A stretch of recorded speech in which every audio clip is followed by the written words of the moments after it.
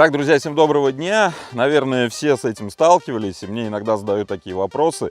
При открывании дверь у вас скрипит. Точнее, скрипит не сама дверь, а вот этот вот ограничитель двери.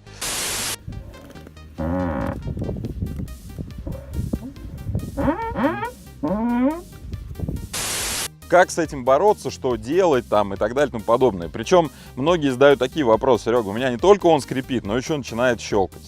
Смотрите, сегодня я дам вам 5 таких советов, что при этом делать, и когда один совет поможет, когда не поможет.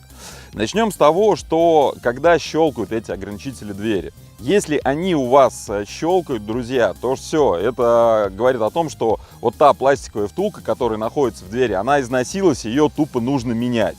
Есть такие специальные ремкомплекты, которые меняются, и никакие смазки вам здесь уже не помогут. Почему? Потому что вот эта вот пластиковая втулочка, где ходит вот эта тяга, она разбилась настолько, что когда у вас идет тяга, у нее есть такой как бы бугорочек, и там получается, что вот щелчки такие идут, там как вот это, как пружиночка такая. Здесь только менять. Будет скрипеть, будет щелкать, дверь не будет держаться, только менять. Причем сейчас эти тяги продаются там практически на любой автомобиль, можно найти, поискать. Второй совет.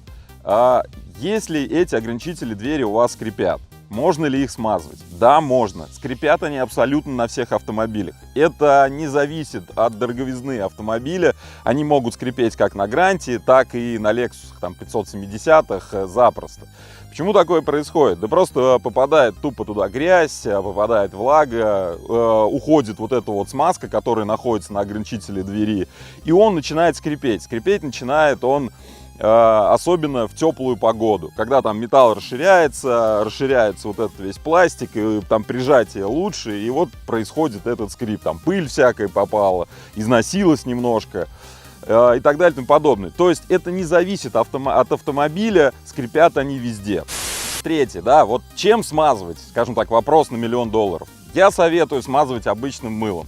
Ну, точнее, не совсем обычным мылом. Нужно брать мыло с pH 5,5, так называемое нейтральное, либо прям выбирать нейтральное мыло. Оно бывает еще, называется детское, там, нейтральное мыло. Стоит оно копейки, работает оно отлично. Итак, вот мыло, как я говорил, нейтральное. Вот видите, у него это детское мыло, стоит оно очень дешево. Вот, просто открываем его. Вот многие советуют его там что-то мочить, не мочить. Мочить это все дело вообще не нужно. Просто берете вот так вот, достаете мыло. Далее, если у вас скрипит тяга, да, у вас есть вот здесь нанесена специальная смазка. Сейчас про нее чуть попозже поговорим. Ее просто вы вот так вот удаляете. Ну, то есть вытираете эту тягу насухо. Вот видите, здесь у нас есть вот такое специально нанесенное средство. И далее просто берете этим мылом и растираете по всей поверхности. То есть, чтобы тяга у вас была обработанная полностью вот этим вот нашим составом. То есть, вот видите, мыло. Не советую я его мочить. Зачем мочить? Это не нужно. Просто вот так вот растираете.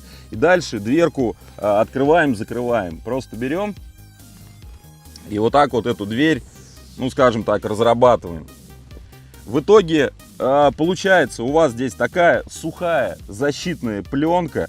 На нее не прилипает всякая там пыль, грязь. И что самое важное, это получается у вас не смазка, это получается как бы такой слой, который, вот смотрите, если вы обработаете какой-то сверх смазкой, да, вот четвертое, да, я хочу так сказать, многие обрабатывают там солидолом, литолом, ВД-40.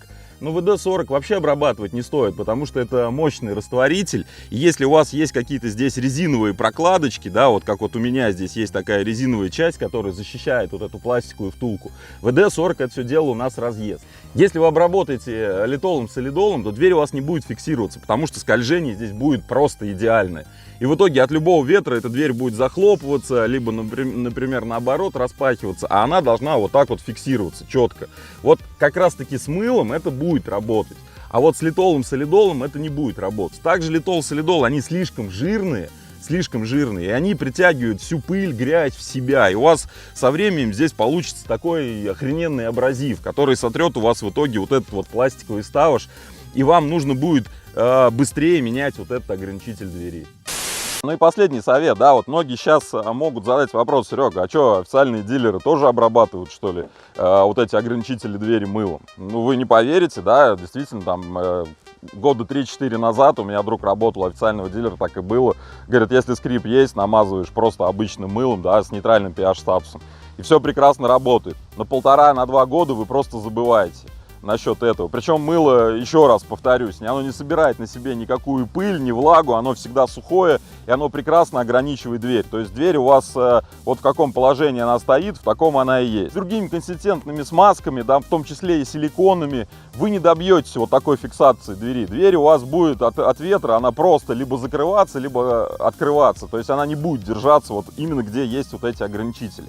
Но сейчас официальные дилеры обрабатывают вот эти ограничители специальной смазкой. И она прям называется смазка для ограничителей двери. Она идет с тефлоном, она сухая.